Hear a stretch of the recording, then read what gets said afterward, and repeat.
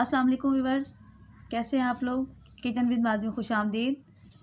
आज मैं बनाने जा रही हूँ खड़े मसाले का कीमा, जिसके लिए मैंने कीमा लिया है 500 ग्राम। चार से पाँच अदद छोटे साइज़ की प्याज है, 4 से 5 अदद हरी मिर्चें हैं जिसे मैंने बारीक चॉप कर लिया है। 1 टेबल स्पून लहसुन अदरक,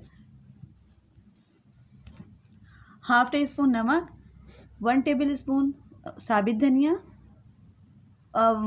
1 इंच का टुकड़ा दालचीनी का, 8-10 अदद काली मिर्चें हैं, हाफ़ टी स्पून ज़ीरा है, हाफ़ टी स्पून हल्दी और हाफ़ टी स्पून नमक, 8 से 10 साबित लाल मिर्च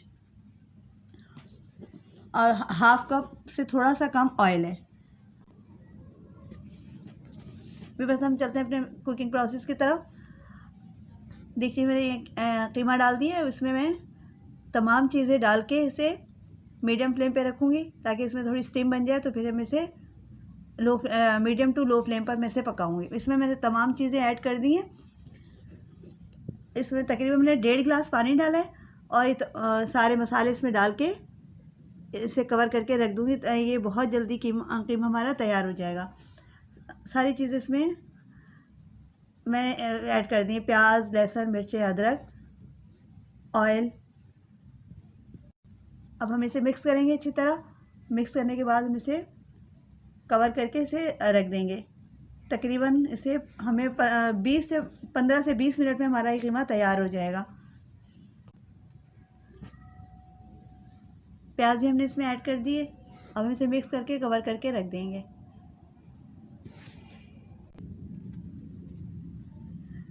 बस हमारे तकरीबन 20 मिनट हो चुके हैं।